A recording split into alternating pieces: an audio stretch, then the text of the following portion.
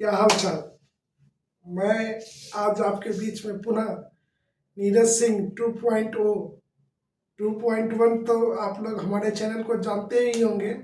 1.0 का जो हमारे चैनल को बंद कर दिया गया या जो भी कर दिया गया, आज आप लोग के बीच में पुनः आने का मौका इस कारण मिला है कि आज हम लोग पुनः महिला आरक्षण का एक विस्तार डोर खोलेंगे।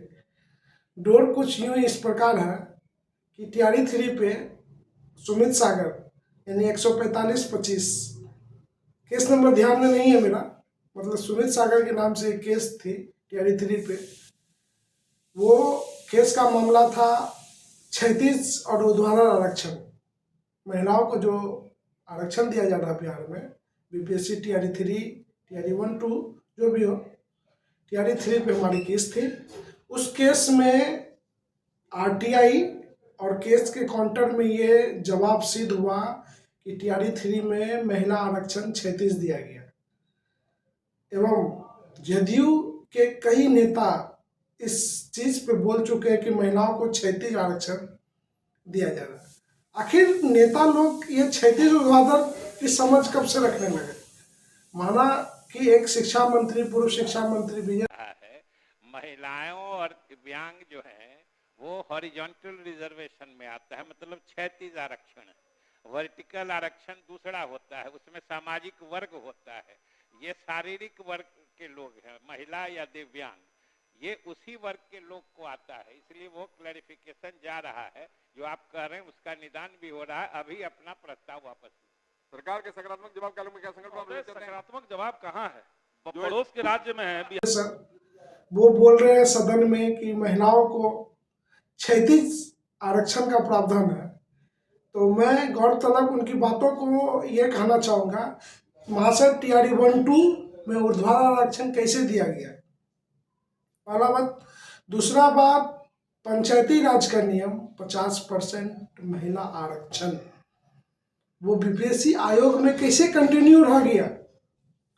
पंचायती राज नियोजन प्रणाली थी, बीपीएससी एक आयोग की प्रणाली है और एक आयोग में 2016 में समान प्रशासन विभाग का एक गजट आता है जो कहता है कि सभी विभाग यानी समान प्रशासन विभाग के अंतर्गत जो सभी विभाग हैं सभी में 35% क्षेत्रीय महिला आरक्षण लागू होगा।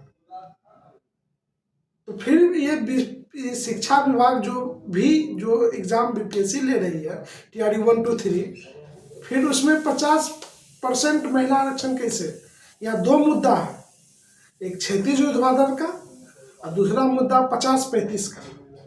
दरअसल वो 50 भी ना कहा जाए, उसको 53 कहना ज़्यादा सही रहेगा, क्योंकि महिलाओं को 3% स्पेशल रिजर्वेशन दिया गया है। कर्पूरी ठाकुर सर के समय में 3% WBC महिला आरक्षण आया था। अगर उसको देखा जाए तो 53% महिला आरक्षण होता है। और इंदिरा साहनी सुप्रीम कोर्ट के 9 बेंच का आदेश है कि महिलाओं को सिर्फ 36 आरक्षण और आरक्षण का दायरा 50% से ऊपर नहीं होना चाहिए। तो हमारे टीम के कई सदस्यों के द्वारा टीआरई 3 और टीआरई 2 पे केस फाइल कर दिया गया है। अब हम लोग टीआरई 1 पे केस फाइल करने जा रहे हैं। केस का ग्राउंड होगा कि एक ही नियमावली 2023 जिसपे टीआरई 1, टीआरई 2 एवं टीआरई 3 संपन्न हुई। टीआरई 3 में आपने 36 महिला आरक्षण दिया, टीआरई 2 में आपने ऊर्ध्वाधर दिया, टीआरई 1 में आपने ऊर्ध्वाधर दिया। एक ही नियमावली 2 प्रकार का आरक्षण कैसे? एक ही नियमावली 2 प्रकार का आरक्षण कैसे? पहला पॉइंट। दूसरा पॉइंट, पंचायती राज का प्रावधान 50% महिला आरक्षण वो बीपीएससी आयोग में कैसे?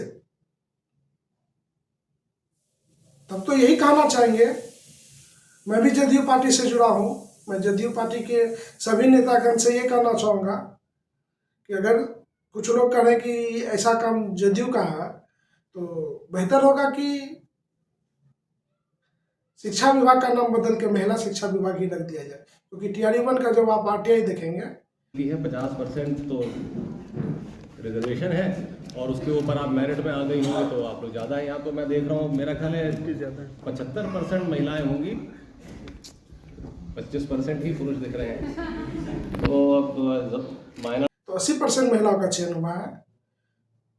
अब टीआरई 3 का जब आरटीआई देखेंगे तो 40% महिलाओं का चयन हुआ, लेकिन काउंटर जवाब क्या आया कि हम 50% महिला आरक्षण दे रहे हैं, सिलेक्शन करवा रहे हैं 40%। उसके बाद डब्ल्यूबीसी को 3% आरक्षण का प्रावधान है, टीआरई 3 में 6% डब्ल्यूबीसी को आरक्षण दिया गया।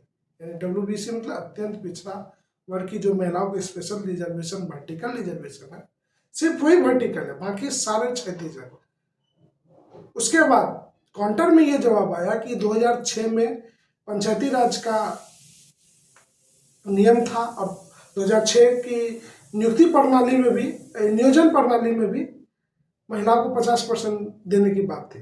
तो 50% आरक्षण जो है 2006 का नियमावली अगर आप लोग देख पा रहे होंगे, स्क्रीन पे फ्लैश हो रहा होगा, तो उसमें 50% आरक्षण पुरुषों को भी देने की बात थी। उस शब्द को 2012 के आरक्षण में क्यों विलोपित किया गया? आखिर क्या कारण थी उस शब्द को विलोपित करने का? पुरुषों के साथ ऐसी भेदभाव क्यों? हम लोग भी चाहते हैं शिक्षक बने, स्कूल जाए। कुछ लोग कहते हैं कि महिलाओं के उत्थान की बात है, तो क्या आंगनवाड़ी में पुरुषों की भाली होती है? क्या एएनएम जीएनएम की जो भाली होती है उसमें पुरुषों की भाली होती है? स्वास्थ्य विभाग का जो एएनएम जीएनएम है, सेविका सहायिका की जो भाली होती है आंगनवाड़ी में, ऐसा क्यों? हम लोग के साथ ऐसा धोखा क्यों? हम लोग ऐसा पूछना चाहते हैं। चलिए विशेष तौर पे आगे और वीडियो पे विस्तार होगा।